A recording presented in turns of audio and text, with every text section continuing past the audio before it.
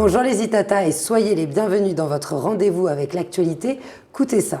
Aujourd'hui, je vous propose de parler d'innovation et pas n'importe quelle innovation dans l'habitat. Alors, pour pouvoir traiter ce sujet qui s'avère très technique mais très intéressant dans un milieu où on parle tout le temps de développement durable, aussi de réchauffement climatique, j'ai le plaisir d'accueillir Valentin Lacroix. Bonjour Valentin. Bonjour, merci pour l'invitation. Vous êtes le bienvenu. Si vous êtes invité ici, c'est que vous représentez une entreprise dont vous êtes le fondateur, c'est bien ça? Exactement. Et est-ce que vous pourriez nous expliquer en quoi elle consiste et surtout quelle est sa genèse? Comment est née cette idée? Bien sûr. Donc, Emerwall fabrique des matériaux d'isolation thermique et acoustique à partir de bagasse de canne à sucre en Martinique, et ce depuis 2021. L'idée est assez simple. En France hexagonale, où j'ai fait mes études, on utilise le lin, le chanvre, le bois pour faire des matériaux d'isolation. Et il faut savoir qu'ici, en Martinique, on importe plus de 90% des matériaux d'isolation. Et qu'en plus de ça, ils sont très souvent issus de la pétrochimie. Donc, pour nous, ça me semblait important de faire quelque chose de similaire, ou du moins qui s'inspire de cela, avec nos ressources locales. C'est comme ça que l'idée est arrivée, et que de l'idée, on est passé au projet en travaillant avec nos partenaires qui sont les distilleries, principalement ici, qui nous fournissent de la bagasse, qu'on transforme localement en matériaux d'isolation, et qu'ensuite, on distribue auprès des installateurs en Martinique, en Guadeloupe et en Guyane. Alors, vous avez eu certes cette idée, mais ensuite, il faut la transformer. Il y a une étape de recherche pour voir si c'est fiable dans le temps, puisque là, on est dans l'habitat. Donc, j'imagine que d'ailleurs, ça peut même être labellisé ensuite, on y reviendra. Comment vous avez su que ça pouvait être fiable et surtout utilisé dans l'habitat de tout à chacun? Alors, comment est-ce qu'on a su que ça allait fonctionner? Vous avez essayé chez vous? Alors, exactement. La base, c'est ça. On l'a fait dans nos fours au début, avec un peu de bagasse qui venait envoyée par nos parents. Donc, c'est vraiment système D au tout début, mais justement, le milieu du bâtiment est un milieu réglementé. Oui. Donc ça ne suffit pas. Et à un moment, il faut faire des investissements pour aller chercher des certifications, pour avoir un matériau qui respecte les normes, c'est la base, et qui puisse faire gagner du temps et donc quand même de l'argent aux artisans et aux installateurs. C'est aujourd'hui un matériau qui est certifié sur la thermique, sur l'acoustique, sur le caractère résistant aux insectes, également par rapport au feu. Et aussi au niveau de l'analyse du cycle de vie, on a un matériau qui a un bilan carbone très intéressant par rapport aux autres solutions. Et ça a nécessité presque 2 ans de recherche et développement depuis la création de l'entreprise. Donc, création de l'entreprise, recherche et développement, puis alors mise à disposition du produit, vous avez pu le commercialiser. Et puis, une étape aussi à marquer ce développement, ça a été la reconnaissance par Action Logement de cette idée en tant qu'innovation. Alors, avant que vous pouviez nous dire en quoi consiste ce partenariat avec l'acteur Action Logement qui est très connu en Martinique, comment vous pourriez définir le terme innovation? Alors, l'innovation, effectivement, c'est un vaste sujet. Pour nous, ça nous paraissait évident d'arriver sur l'angle de l'innovation avec quelque chose qui s'adresse au public visé. C'est amener une solution, selon nous, c'est amener une solution qui est nouvelle, que ce soit sur la technique, sur la manière de vendre, sur la manière de communiquer à une cible précise. Typiquement, aujourd'hui, ce sont les architectes qui ont besoin de solutions locales et durables pour leurs projets, puisqu'ils tendent à réaliser des économies d'énergie. Par exemple, sur le plateau, il y a de la climatisation. L'idée, c'est certes de pouvoir climatiser, mais pas en excès. Si on peut déjà limiter la consommation, c'est déjà intéressant. Et en ce sens, on a essayé de développer une solution donc locale et durable. Et c'est vraiment sur ce côté-là qu'on a cherché à innover. En plus de ça, on réutilise une ressource locale, puisque la bagasse aujourd'hui était considérée comme un déchet par les distilleries. Donc il y a aussi une innovation sur la matière première qu'on utilise. Voilà, pour nous, il y a un cercle vertueux qui se met en place. C'est l'idée. Économie circulaire, voilà, exactement. ce qu'on appellerait. Exactement, l'idée c'est ça. Et je dirais même qu'on s'intègre dans ce cercle vertueux, du moins on essaye de faire en sorte qu'il soit le plus vertueux possible. Et l'idée c'est aussi que nous, en bout de chaîne, une fois qu'on fabrique notre matériau, on puisse dès le départ penser à sa fin de vie. Exactement. C'est quelque chose qui fait sens pour nous. On n'aurait pas même essayé de faire le projet si derrière on n'avait pas des pistes de recyclable, de pouvoir recycler le matériau. Et justement, alors, cette fiabilité par rapport au cahier des charges, à la réglementation et aux normes, on peut imaginer que cette durée de vie est de combien de temps et surtout, qu'est-ce que vous en faites ensuite? Alors aujourd'hui, notre matériau est certifié pour durer 50 ans, une fois posé. Donc 50 ans pour le monde du bâtiment, c'est parfait au niveau des normes. D'accord. Ce qu'on peut en faire ensuite, c'est effectivement soit le récupérer, soit dès l'installation, puisque on fait des panneaux d'isolation. Ça se présente comme une laine de verre ou une laine de roche, plutôt une fibre de bois, pour rester dans le thème. Et donc, il faut adapter le panneau au lieu. Donc, il va falloir faire des découpes. On peut récupérer les chutes donc, de ce matériau sur chantier et les retravailler chez nous pour refaire de l'isolation avec.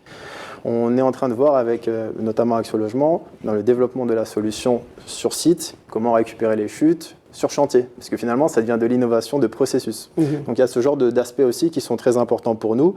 In fine, l'idée, c'est que nos installateurs martiniquais soient de plus en plus sensibilisés à ce nouveau matériau et aux méthodes qui vont avec le matériau.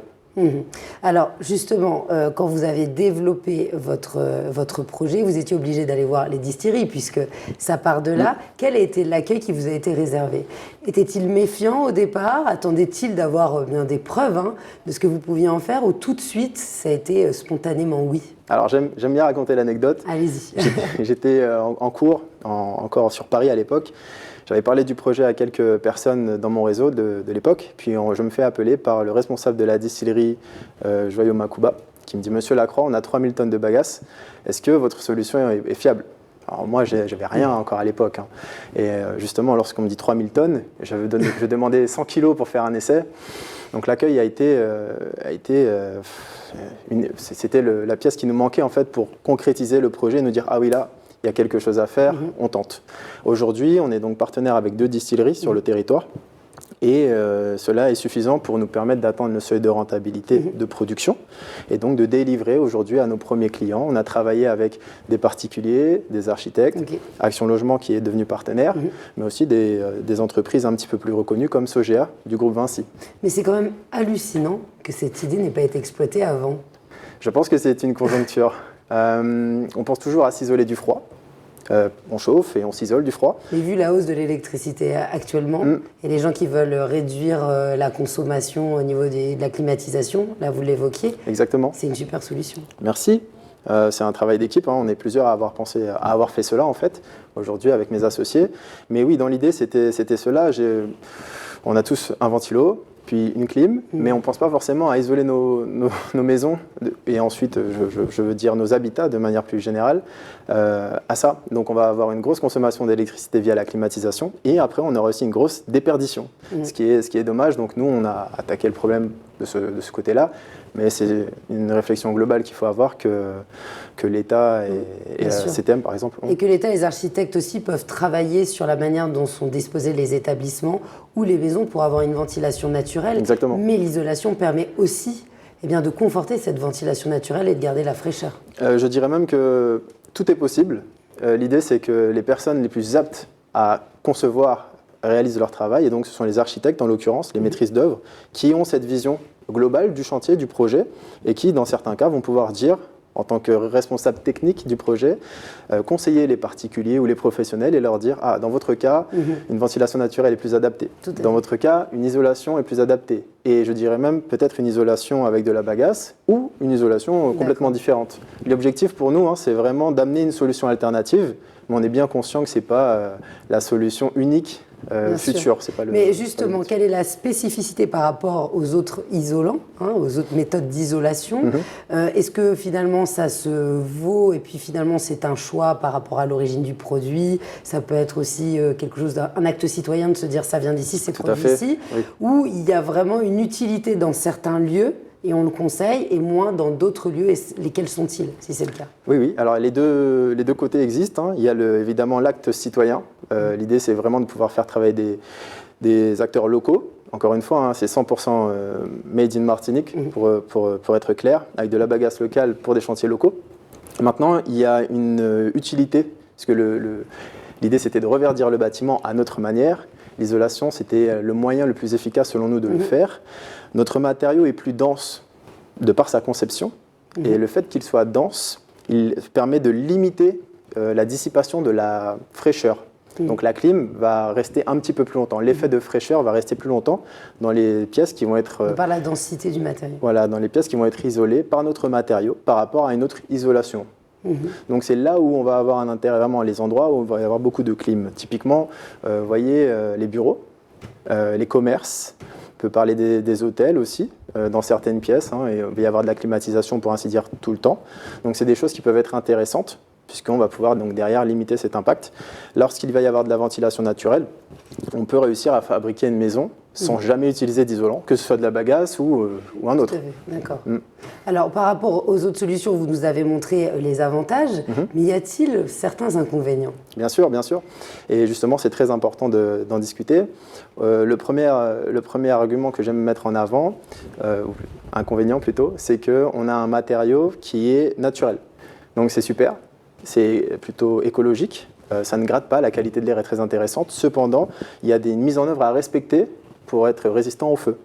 Donc là, encore une fois, ne pas simplement poser l'isolant de manière quelconque. Non, il y a une mise en œuvre qu'on préconise avec le Centre scientifique et technique du bâtiment. Donc c'est quelque chose de très très réfléchi, qui a été derrière préconisé aussi par des architectes et des bureaux de contrôle. Le but, c'est de mettre en œuvre l'isolant. Et ici, on ne va pas le détailler ici, mais toute la documentation est accessible sur notre site internet ou en nous contactant pour que la résistance au feu soit validée et conforme aux normes. Donc c'est pas tout à chacun qui met son isolant qui vient des Marolles comme ça. Non, il y a bien une technique spécifique. C'est ça. Ce n'est pas compliqué. Cependant, on préconise fortement de simplement en discuter. Hein. C'est quelque chose de relativement simple, mais dont il faut bien tenir compte. Alors imaginons dans un monde idéal pour votre entreprise, si demain l'ensemble des entreprises ou des foyers de Martinique souhaitaient adopter votre solution lorsqu'elle est nécessaire, est-ce qu'avec la matière première produite en Martinique dans les distilleries, on pourrait réaliser le matériel nécessaire? Est-ce qu'on s'autosuffit? Alors aujourd'hui, je ne pense pas. Et l'idée, encore une fois, c'est d'avoir une solution alternative à ce qui existe déjà. Si on récupère toute la bagasse de l'île, je ne suis pas sûr que ce soit la meilleure des choses à faire.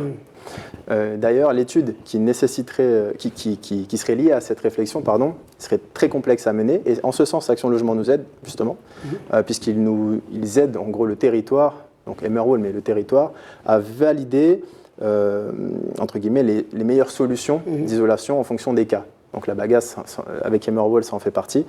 Mais on peut aussi discuter du polystyrène, on peut aussi discuter d'autres types d'isolants. Donc ça, c'est un des aspects qui est travaillé.